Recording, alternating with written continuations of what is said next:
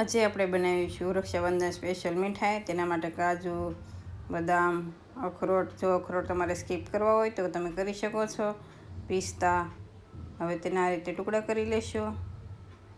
Mixer જારમાં ખજૂર અને અંજીરના ટુકડા કરી 2 સ્પૂન દૂધ અથવા મધ એડ કરી બ્લેન્ડ કરીશું. હવે પેનમાં ઘી એડ કરી બધા ડ્રાયફ્રૂટના ટુકડા એડ કરીશું. ગેસની ફ્લેમ ધીમી રાખી તેને સારી રીતે શેકીશું.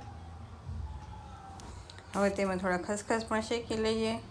હવે ફરી પેનમાં ઘી એડ કરી તેમાં ખજૂર અને અંજીરની પેસ્ટ બનાવી હતી તે એડ કરીશું. હવે તેને 8 થી 10 મિનિટ શેકી તેમાં ફ્રાય કરેલા ડ્રાયફ્રૂટ એડ કરી ગેસની ફ્લેમ બંધ કરીશું.